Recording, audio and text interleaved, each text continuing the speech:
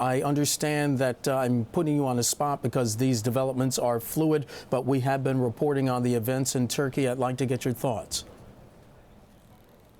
Well, thank you. We know very little about what's happening in Turkey. You've seen these competing claims. The Turkish prime minister says that the government's in control, but now this email to journalists from the Turkish military saying that it is in control. It's not entirely surprising. The relationship between the Turkish military and the government of President Erdogan has been very tense and distrustful for many years. There are elements in the Turkish military that see themselves, in essence, as the guardians of a secular Islam, the Islam developed by Kemal Ataturk back in the secular government developed by Ataturk in the 20s and 30s.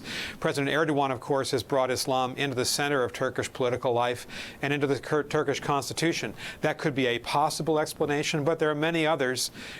More recently, President Erdogan has, of course, relaxed Turkey's relationship with Russia and with Israel, and there may be some unhappiness about that. This is pure speculation at this point until we know more about the situation on the ground. Mr. Ambassador, the U.S. could find itself squarely into this. We have an air base in Turkey.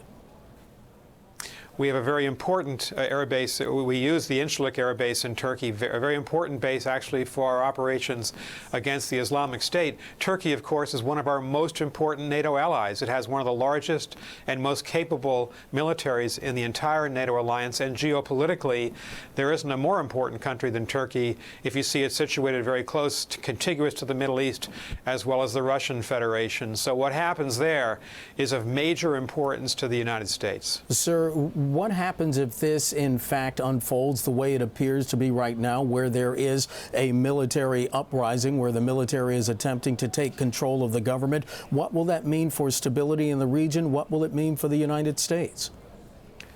And I'm sorry, it's just impossible to answer the question because we don't know who these military officers are. We don't know what they stand for. We don't know what their intentions are. We don't know whether they want to reestablish a secular Islamic regime in Turkey.